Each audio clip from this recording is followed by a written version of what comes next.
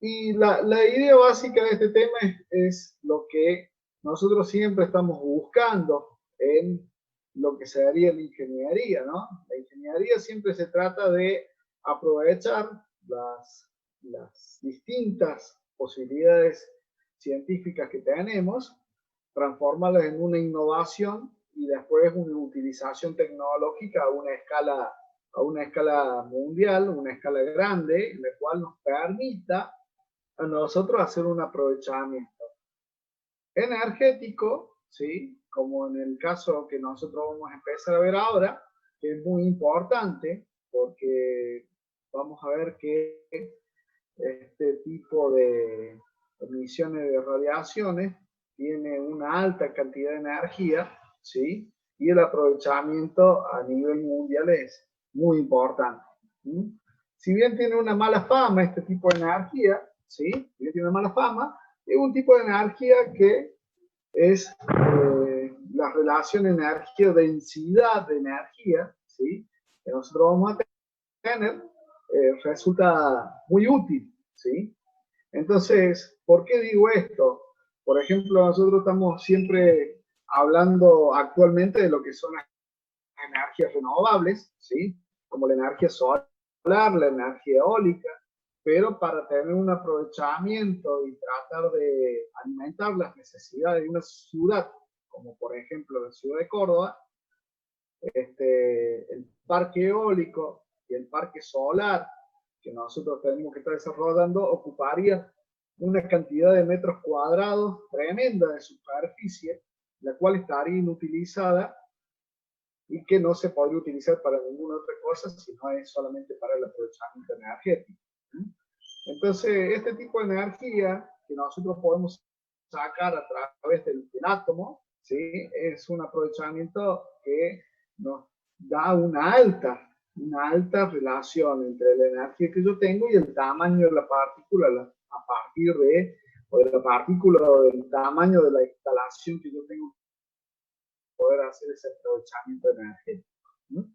Entonces, la relación entre la energía que se obtiene y el tamaño es lo que se denomina la densidad de energía que nosotros podemos tener. Por eso todavía también para los vehículos comunes que nosotros tenemos para trasladarnos, vemos que el combustible fósil, ¿sí? O los combustibles que se pueden obtener en base a algunos tipos de cultivo en el cual podemos extraer el alcohol de ese tipo de cultivos, sigue teniendo una densidad energética muy elevada comparado con por ejemplo, hacer un vehículo que tenga o que funcione por la radiación solar o que podamos aprovechar el hidrógeno, ¿sí? Para poder realizar una reacción a través de una celda de hidrógeno o algún otro tipo de elemento. Entonces vemos que este tipo de, de aprovechamiento de la energía, ¿sí?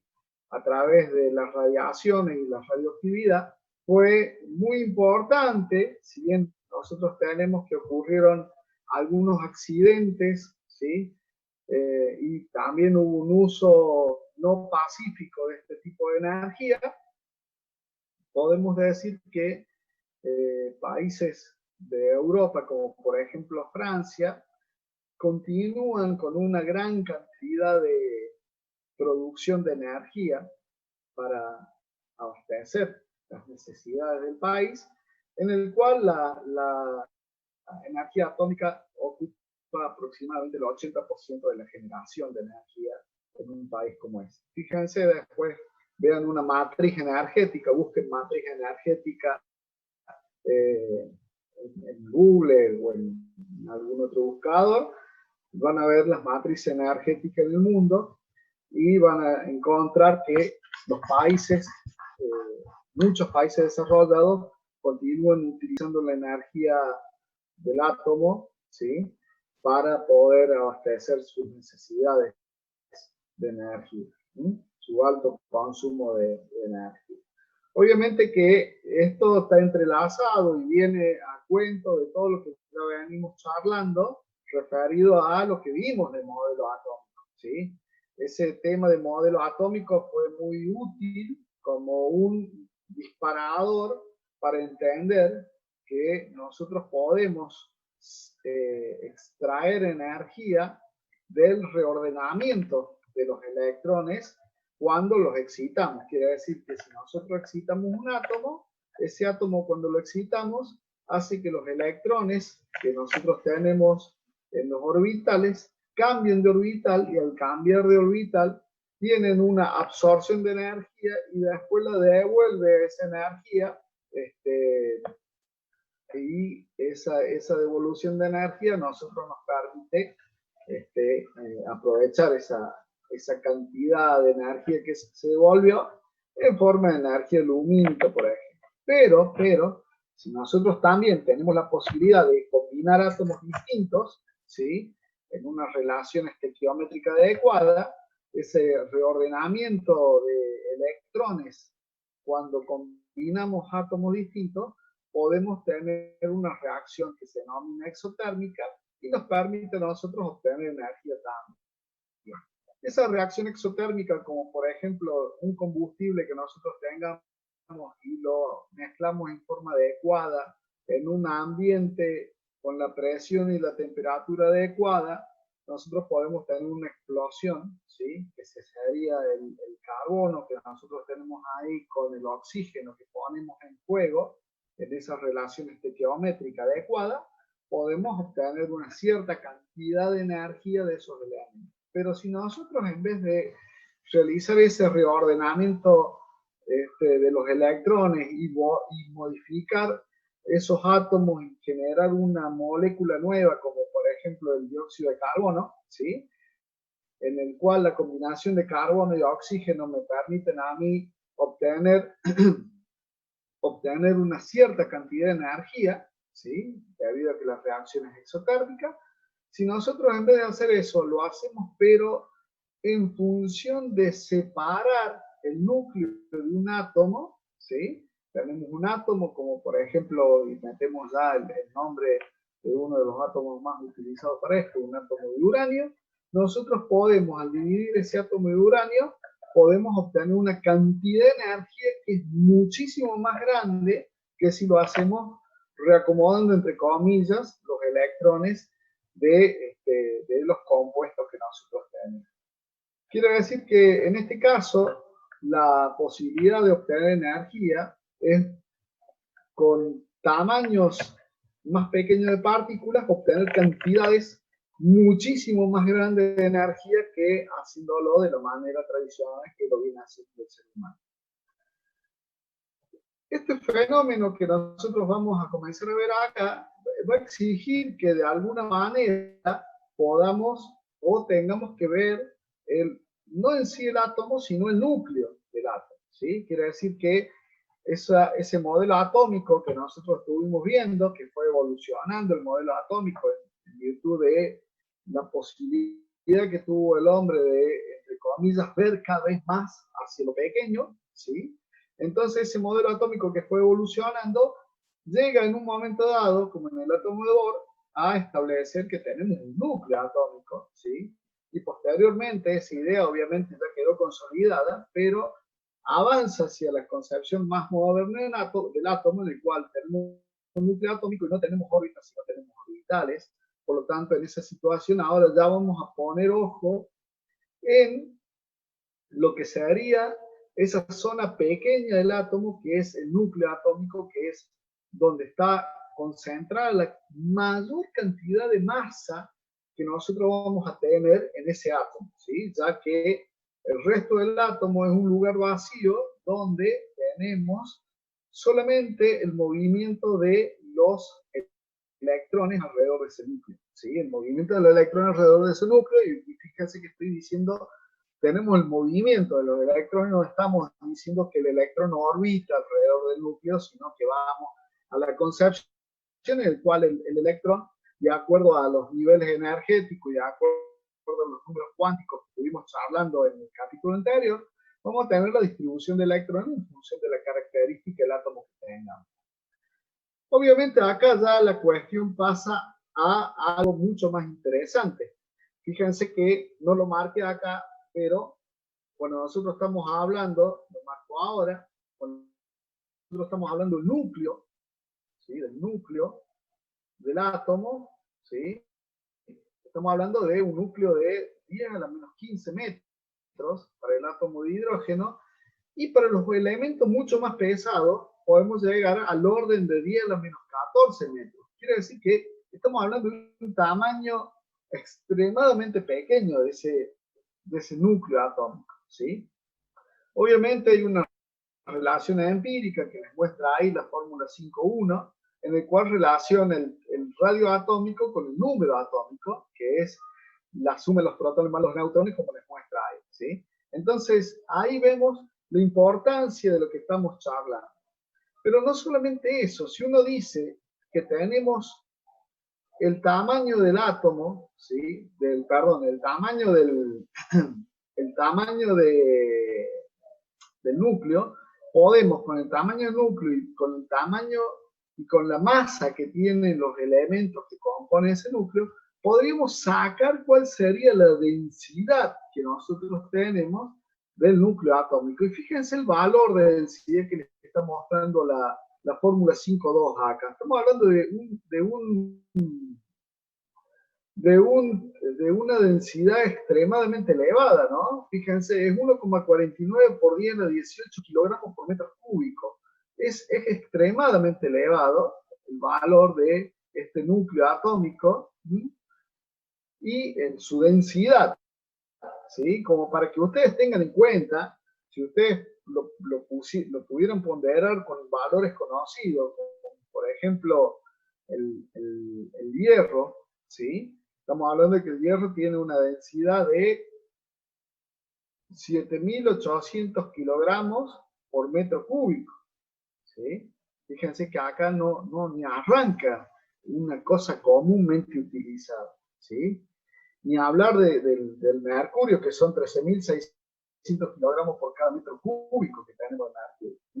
Entonces fíjense que acá estamos hablando de una alta concentración de masa en un lugar extremadamente pequeño. Que sea pequeño no quiere decir que sea livianito, sino que ahí está el tema de la densidad que nosotros estamos utilizando.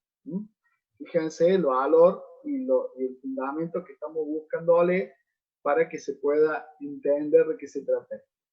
Obviamente que cuando nosotros hablamos del núcleo, vamos a tener que empezar a hablar de las partículas que componen ese núcleo. ¿Cómo lo descubrieron? Bueno, en función de distintos procedimientos se han descubierto esas partículas que componen el núcleo. Pero básicamente, a medida que fue pasando el tiempo y a medida que se obtuvieron elementos tecnológicos que nos permitieron, entre comillas, ver esas partículas, ¿sí? Nosotros vimos que tienen, más allá de los protones y los neutrones, que son los que comúnmente conocemos, hay otras partículas más que están componiendo ese núcleo. ¿Sí? Pero lo interesante de esto es que, por ejemplo, los protones, ya lo conocemos de física 2, ya venimos viendo algunos conceptos de eso. Los protones tienen una carga positiva, similar a la carga que tiene el electrón, pero en este caso positiva, ¿sí? Y también tienen un spin. Recuerden que el spin es el momento de la cantidad de movimiento, el momento angular, ¿sí?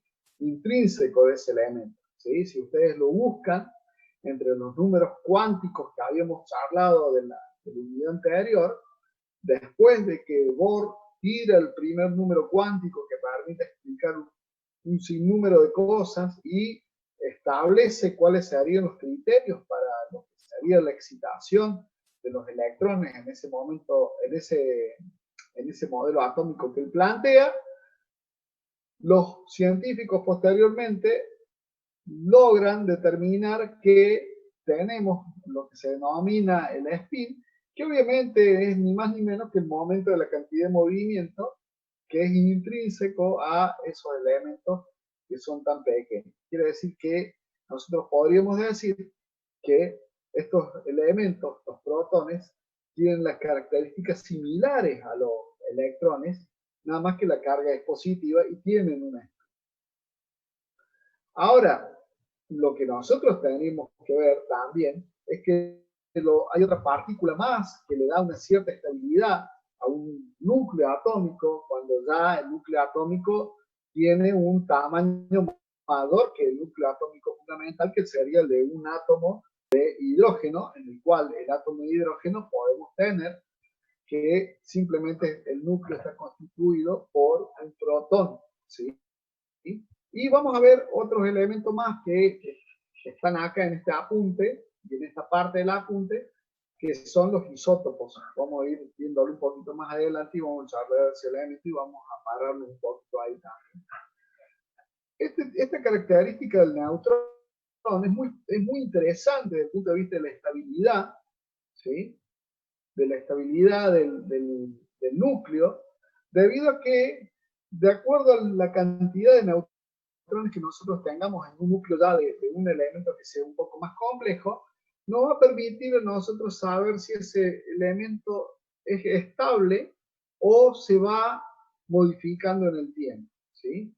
Y los neutrones no tienen carga eléctrica, pero sí tienen spin, ¿sí? Y la masa del neutrón es similar a la masa del protón. Por lo tanto, la cantidad de kilogramos del neutrón y la cantidad de kilogramos del protón son similares, ¿sí? Y son muchísimas veces más grandes que la de los electrones.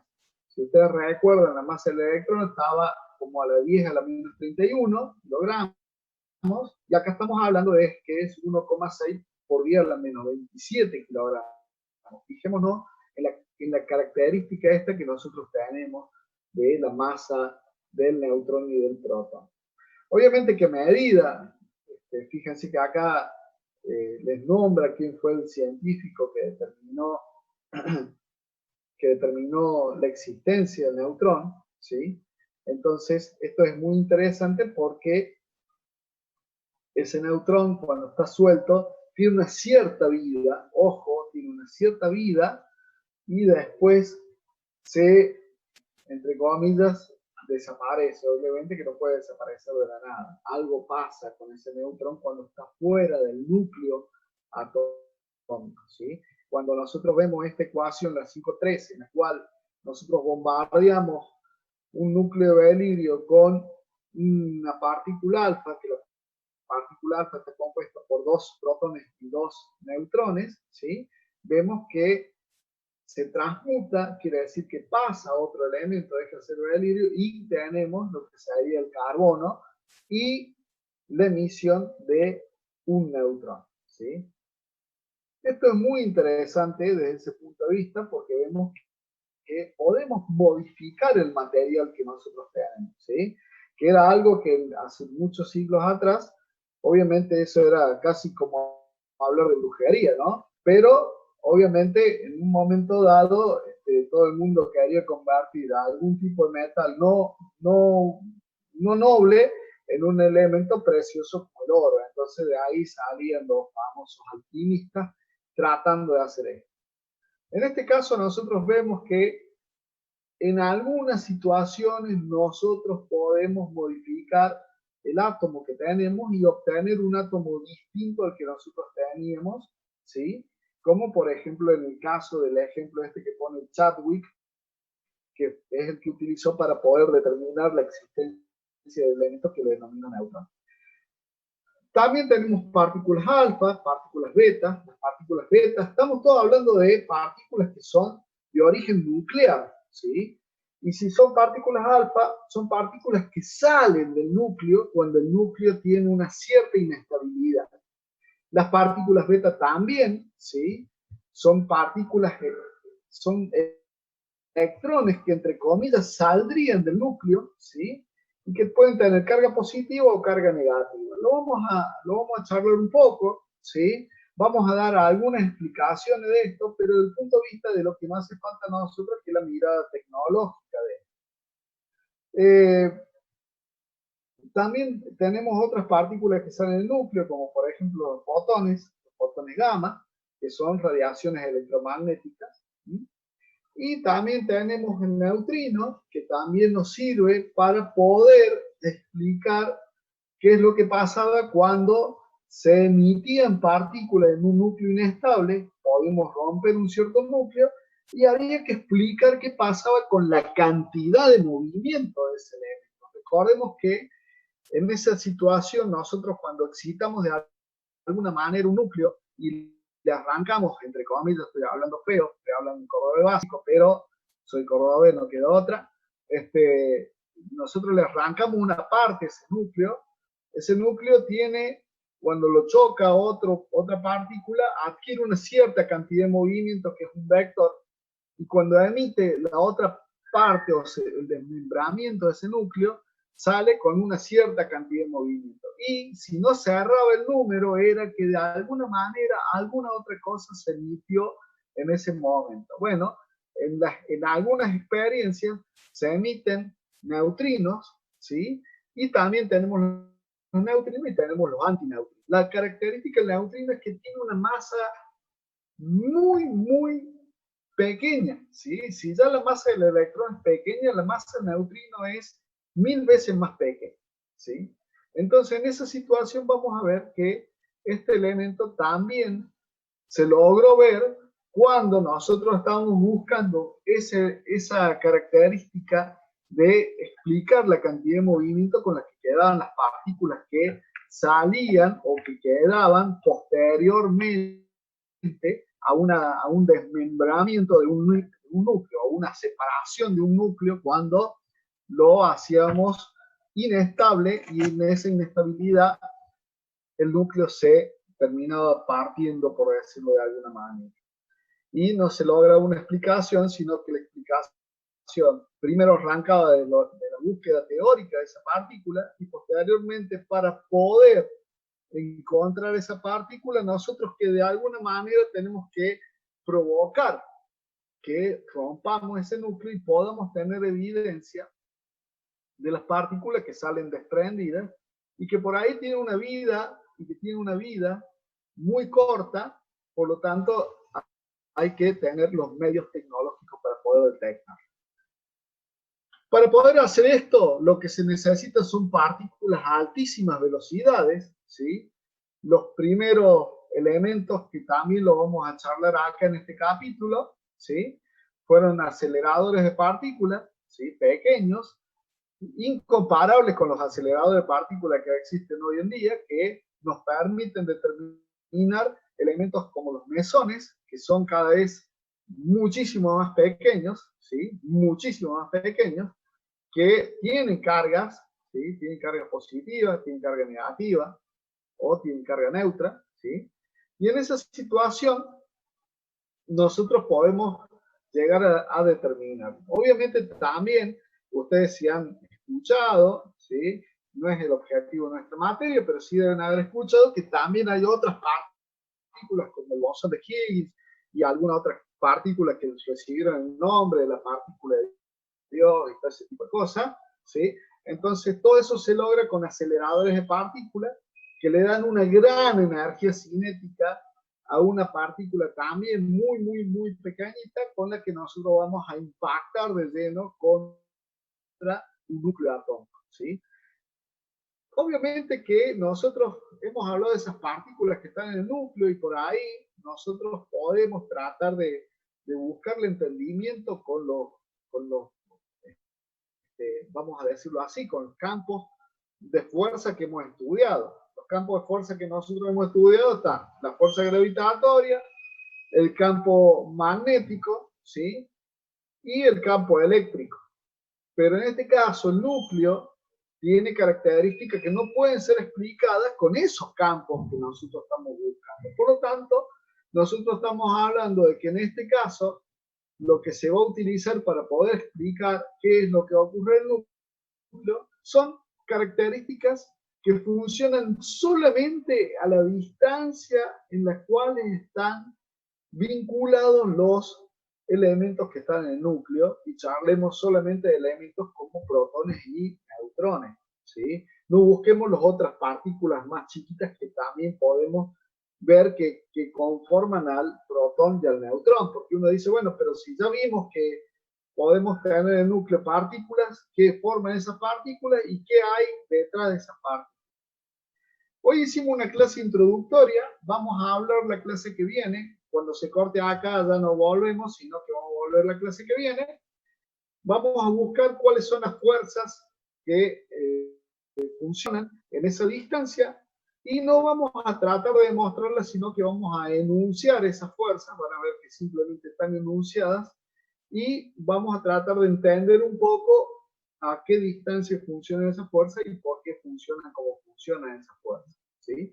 Y después nos vamos a ir viendo, dentro de del capítulo vamos a ir viendo qué características tienen la formación de los núcleos y qué es lo que pasa cuando nosotros tenemos que podemos destruir un núcleo y